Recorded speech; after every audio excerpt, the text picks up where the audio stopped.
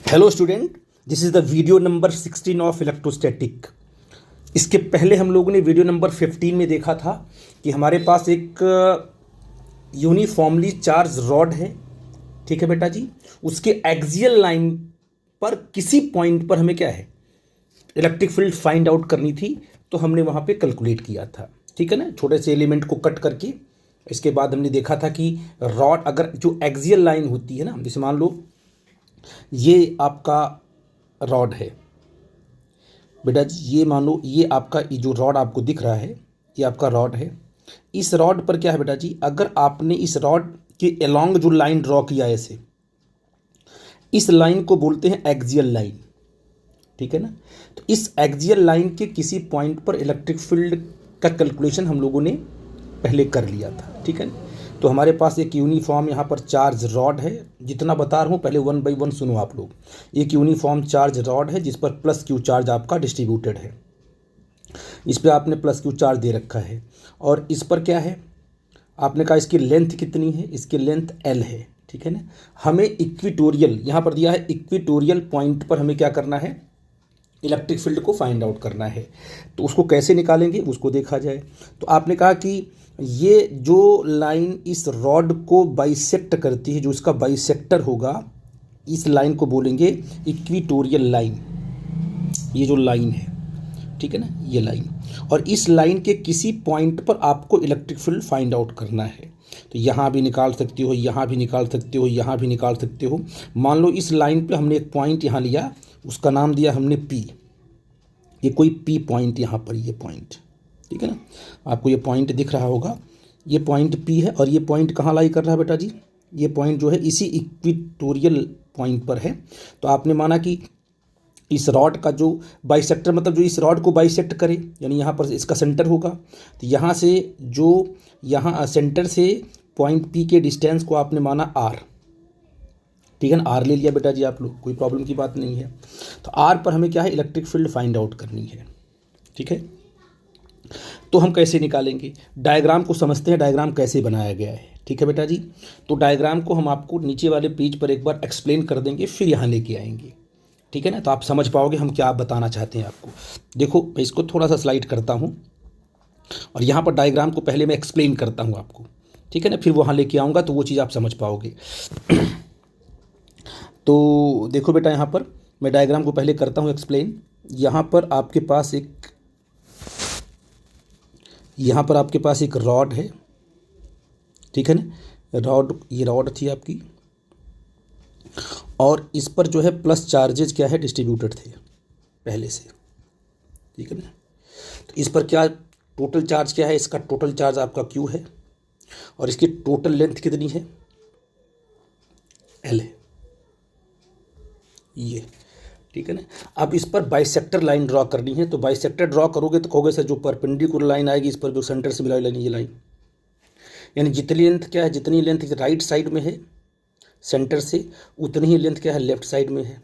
ठीक है ना, तो इसको अगर हम मानते हैं कि वो ओरिजिन आपकी है, यहाँ पर सेंटर है आपका ओरिजिन पर, तो इधर कितना है, तो राइट में जाओगे तो कहोगे सर L/2 होगा, लेफ्ट में आओगे तो L/2 होगा। ठीक है बेटा जी, तो आप कह सकते हो राइट को हम +L/2, तो अगर यहाँ का लिखना हो कोऑर्डिनेट आपको यहाँ पर पॉइंट, तो आप कहोगे सर यहाँ का पॉइंट आप लिखोगे +L/2, मतलब जीरो से आप चलोगे कितना डिस्टेंस जाओगे, +L/2। लेफ्ट में आओगे तो -L/2, क्योंकि डिस्टेंस का मेजरमेंट कहाँ से हो रहा है, डिस्टेंस का मेजरमेंट सेंटर से हो रहा है। ये मैंने पहले ही पॉइंट आउट कर दिया कि एक एंड पर क्या लिखोगे, -L/2, दूसरे एंड पर आपका +L/2। ये आपका जो है बाइसेक्टर है, इसको आगे भी बढ़ा सकते हो ऐसे, नो प्रॉब्लम, कोई दिक्कत वाली बात, प्रॉब्लम नहीं बेटा जी है। हमें इसी बाइसेक्टर के किसी पॉइंट पर इलेक्ट्रिक फील्ड फाइंड आउट करना है due to the uniform charge rod. तो आपने एक पॉइंट यहाँ पर ले लिया, अब आप पॉइंट ले लेते हो। अब इस पॉइंट पर इलेक्ट्रिक फील्ड फाइंड आउट करना है। डिस्टेंस क्या है, सेंटर से इस पॉइंट पी का डिस्टेंस मान लो कि आर है। R is the distance between the centre and point P at which we calculate the electric field intensity due to the charge rod. तो क्योंकि ये रॉड आपका कैसा है, एक्सटेंडेड बॉडी है, तो आपको एक छोटा सा एलिमेंट कट करना पड़ेगा। ठीक है ना, तो आपने मान लीजिए राइट साइड में एक एलिमेंट कट किया, छोटा सा एलिमेंट कट किया, ये और इस एलिमेंट को सेंटर से कितने डिस्टेंस पे आप गए, एक्स डिस्टेंस पे जा करके आपने एक छोटा सा एलिमेंट कट किया, ये जो, और इस एलिमेंट की जो थिकनेस आपने लिया है डी एक्स, जो इसकी लेंथ है वो डी एक्स है। ठीक है बेटा जी। तो आप बताइए कि क्यू बाई एल क्या होता है। क्यू बाई जो एल होगा total charge per unit length होगा, यानी एक यूनिट लेंथ पर कितना चार्ज है, क्यू बाई एल है। तो डी एक्स लेंथ पर कितना चार्ज होगा, Q by L into D x होगा, इसको बोलेंगे डी क्यू। जो डी एक्स लेंथ पे चार्ज कितना है, वो डी क्यू कितना है, चार्ज पर यूनिट लेंथ, एक यूनिट लेंथ पे कितना चार्ज है उसको ले लेंगे और डी एक्स लेंथ पे कितना चार्ज आएगा उसे मल्टीप्लाई कर देंगे, तो ये आपका इस छोटे से एलिमेंट पर जो चार्ज होगा वो निकल जाएगा। अब यहाँ पर आपने एक छोटा सा पॉइंट चार्ज कट किया है, अब आप डायरेक्ट पी पॉइंट पर इलेक्ट्रिक फील्ड, इस पी पॉइंट पर इलेक्ट्रिक फील्ड फाइंड आउट कर सकते हो। तो आपने कहा कि अगर इस पॉइंट पर हमें इलेक्ट्रिक फील्ड फाइंड आउट करना है तो क्या करना पड़ेगा, जिस चार्ज की वजह से पॉइंट, इस पॉइंट पर हमें इलेक्ट्रिक फील्ड निकालना है, वो चार्ज और पॉइंट को मिलाएंगे ऐसे ऐसे, और आप कहते हो कि यहाँ पर जो इलेक्ट्रिक फील्ड आएगा वो आएगा के क्यू अपॉन आर आएगा। डायरेक्शन क्या होगी, क्योंकि डी क्यू आपका पॉजिटिव चार्ज है, तो अगर डी क्यू आपका पॉजिटिव चार्ज है तो आप देखोगे डायरेक्शन आपकी अवे होगी, क्योंकि पॉजिटिव चार्ज क्या है, पॉजिटिव चार्ज जब भी इलेक्ट्रिक फील्ड बनाता है तो अपने से दूर बनाता है, ये अवे हो गई। ठीक है बेटा जी, ये डायरेक्शन आपकी यहाँ दिखाई पड़ रही है ऐसे, ये ऐसे, ठीक है ना। अब ये जो इलेक्ट्रिक फील्ड थोड़ा सा डायरेक्शन में आप लोग इसको, इस लाइन को ऐसे ही ड्रॉ करोगे जैसे आपको लगे कि बिल्कुल स्ट्रेट है, बिल्कुल इसी लाइन के लॉन्ग, ठीक है ना। और ये जो इलेक्ट्रिक फील्ड होगी इसका नाम होगा डी ई होगा, क्योंकि छोटे से एलिमेंट ने बनाया है। कितना होगा, यहाँ आप लिख सकते हो के, सॉरी यहाँ मत लिखो आप लोग, एक मिनट, तो यहाँ पर डी ई निकाल लेते हैं। डी ई कितना होगा, डी ई की वैल्यू होगी कितना कितना के इंटू डी क्यू अपॉन, ये डिस्टेंस कितना होगा बेटा जी, डिस्टेंस निकाल सकते हो, राइट एंगल ट्रायंगल आपका है ये आपका आर है, ये आपका एक्स है, तो ये होगा root X square plus R square, या ऐसे लिख सकते हैं हम लोग under root R square plus X square, hypotenuse है। तो डी की क्या, K into D Q upon R square, तो आर ये बना इसका, इन दोनों के बीच का डिस्टेंस ये बना, तो इनका स्क्वायर करोगे तो रूट हट जाएगा, तो बचेगा R square plus X square. ये डी ई की वैल्यू आ गई जो स्मॉल एलिमेंट ने यहाँ बनाया। ठीक है बेटा जी। तो ऐसे बहुत सारे एलिमेंट होंगे इस रॉड पर, सारे के सारे एलिमेंट क्या करेंगे, इलेक्ट्रिक फील्ड इस पॉइंट पी पर बनाएंगे। ठीक है ना। तो आपको ये देखना है कि जो एलिमेंट, इसके पहले वाले प्रॉब्लम पे आप क्या देख रहे थे, इसके पहले वाले जो प्रॉब्लम थी जिसमें एक्सियल लाइन पर आपको इलेक्ट्रिक फील्ड निकालना था, उसमें आप क्या देख रहे थे, एक्सियल लाइन जो बनी हुई थी ऐसे इस तरीके से, और इस लाइन पे आपको इलेक्ट्रिक फील्ड निकालना था। यहाँ पे मान लो इस पॉइंट पर आपको इलेक्ट्रिक फील्ड निकालना था, तो आपने छोटा सा एलिमेंट यहाँ कट किया था, इस एलिमेंट ने इस पॉइंट पर इलेक्ट्रिक फील्ड बनाया, मान लो डी ई, कहाँ बनाया, राइट साइड में। फिर एलिमेंट मान लो आपने कट किया, फिर कहाँ बनाया, डी ई, राइट साइड में। जितने भी एलिमेंट इस रॉड में कट करोगे, सब के सब एलिमेंट इस पॉइंट पी पर इलेक्ट्रिक फील्ड राइट साइड में ही बनाएंगे। तो आपने क्या किया था, डायरेक्ट आपने इंटीग्रेट कर दिया था, आपने रिजॉल्व नहीं किया था वेक्टर को। सारे के सारे वेक्टर क्या होंगे, जब एक ही डायरेक्शन में होंगे तो उनको डायरेक्ट ऐड कर देते हैं, और यहाँ पर जो हम ऐड कर रहे हैं वो इंटीग्रेट करेंगे। तो डायरेक्ट कब इंटीग्रेट करेंगे, जब सारे के सारे वेक्टर एक ही डायरेक्शन में होंगे। तो हमने वहाँ पर डायरेक्ट डीई को इंटीग्रेट करके रिजल्ट निकाल दिया था। लेकिन यहाँ पर मान लो ये एलिमेंट आपने लिया, इस एलिमेंट ने इस पॉइंट पी पर जो इलेक्ट्रिक फील्ड बनाया, ये पॉइंट पी आपने लिया है ना, ये पॉइंट, इस पॉइंट पी पर जो इलेक्ट्रिक फील्ड बनाया, उस इलेक्ट्रिक फील्ड की डायरेक्शन देखो ऐसे है, इस डायरेक्शन में है। ठीक है ना। मान लो किसी बच्चे ने कहा सर कि आपने उस साइड कट किया एलिमेंट, और हमने जो है कि हम तो इस साइड एलिमेंट कट करेंगे, तो आप वो क्या किया, सेंटर से एक्स डिस्टेंस पे इधर आ गया वो, उसने कहा हमने यहाँ एक एलिमेंट कट किया, और कितना डिस्टेंस उसने लिया, उसने एक्स ही डिस्टेंस लिया, और कहा कि ये जो आपका ये मतलब ये जो आपका छोटा सा एलिमेंट है, ये वाला देखो ऐसे,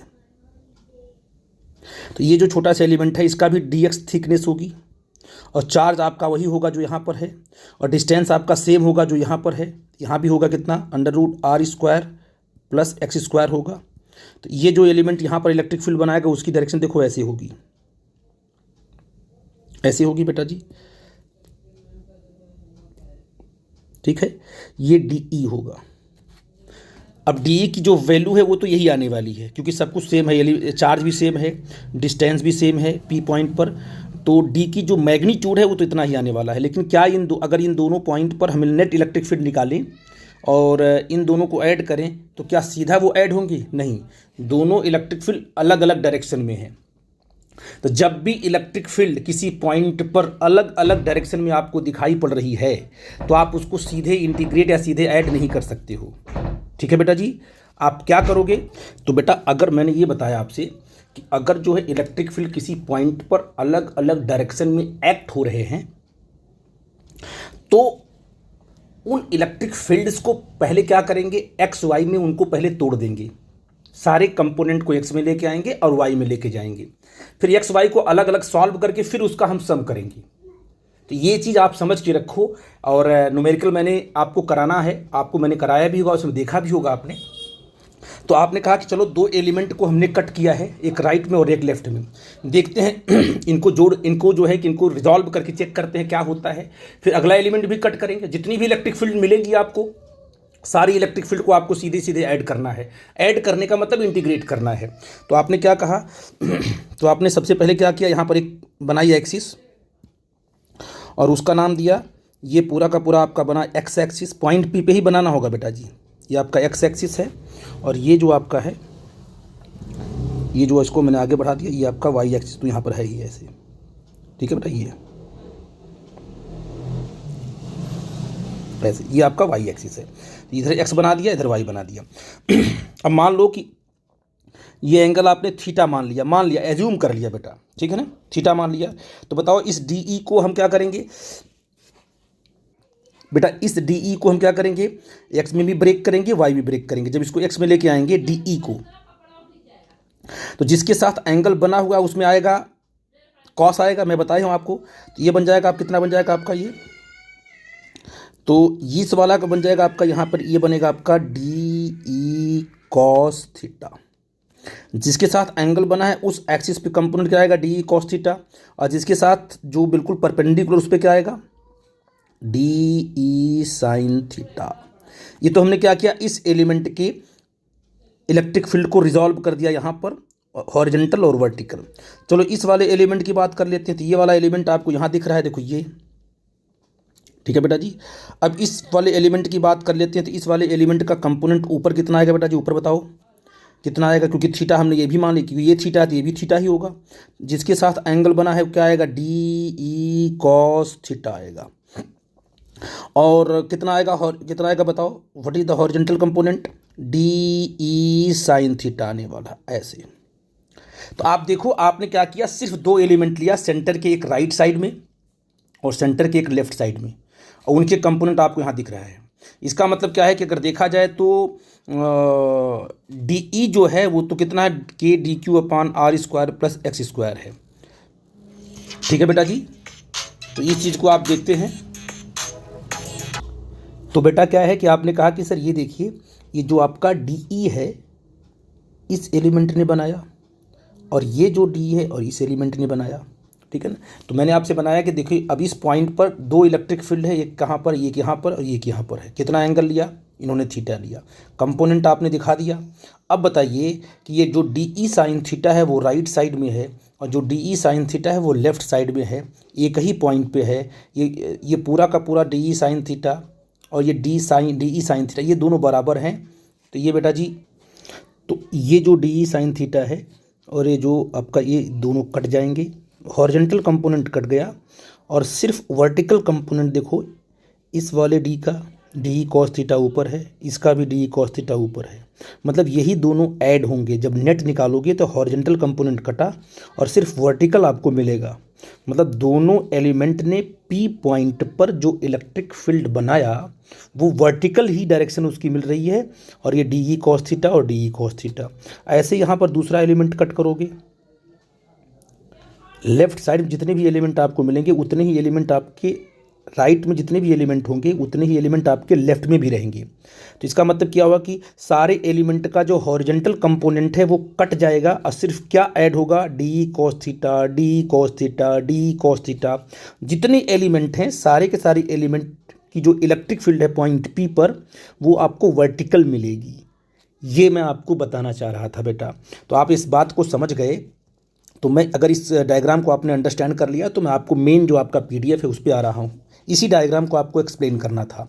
तो आप देखो बेटा जी, ये डायग्राम आप समझ गए होंगे कि D E cos theta vertical component इस एलिमेंट की वजह से आपका है, और जो ये एलिमेंट है वो आपका डी ई हॉरिजेंटल आपका कट जाएगा। तो यहाँ लिखा है electric field at a point P due to D Q is, ये डी क्यू बनाया हमने, K into D Q upon R square plus X square. ठीक है ना, कोई एक एलिमेंट जो आपने लिया यहाँ पर। ठीक है, और यहाँ पर हमने बताया था आपको, यहाँ पर आप लिख लेना बेटा जी, यहाँ पर जो डी क्यू की वैल्यू आएगी वो total charge upon total length into D x आएगी।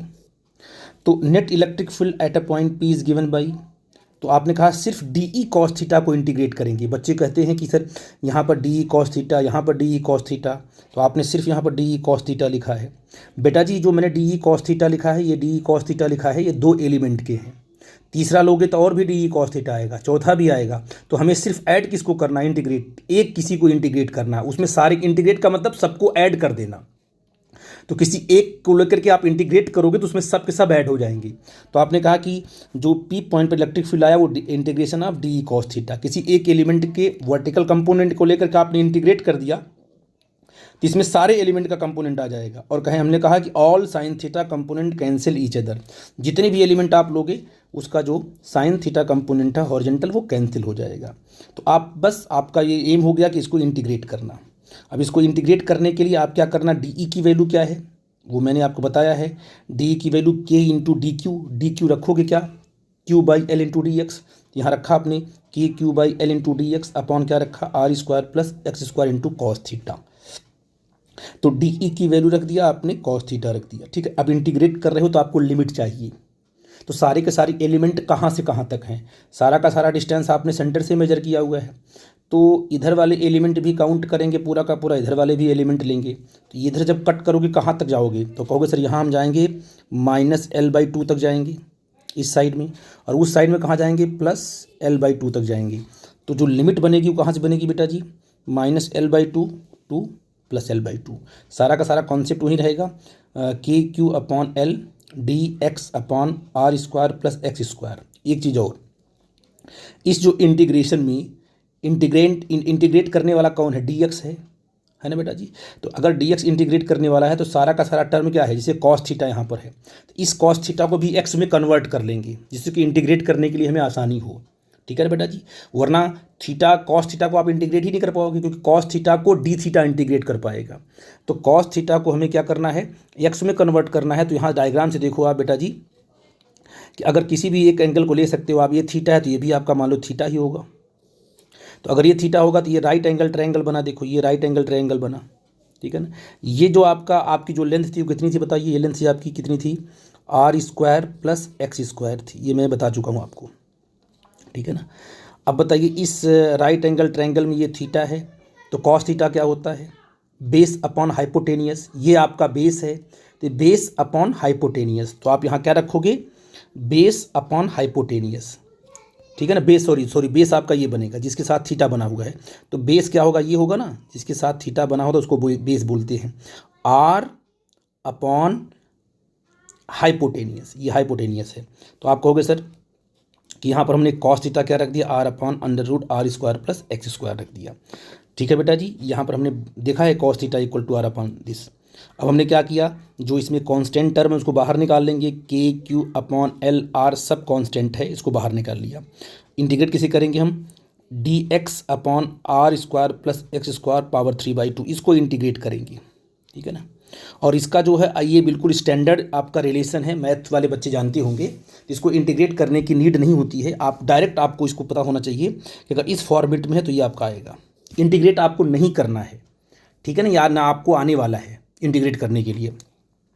क्या आएगा, इसको करेंगे तो X upon R square under root R square plus X square आएगा। इंटीग्रेट करने के बाद लिमिट रख लेंगे। आपको ये रिजल्ट याद रखना है, ये कि मतलब इक्वेटोरियल पॉइंट पी पर आर डिस्टेंस पे सेंटर से जो आपका रिजल्ट आने वाला है वो कितना आना, E P equal to 2 K Q upon R under root 4r square plus L square. तो आप देखो इसमें क्या क्या आया है, इसमें सिर्फ आर का रोल प्ले किया हुआ है, आर इसमें वेरिएबल है, 2 भी कांस्टेंट है, के भी कांस्टेंट है, क्यू भी कांस्टेंट है, और आर अंडर रूट क्या आया 4r square plus L square. Direct इसी पे क्वेश्चन आएगा आपका।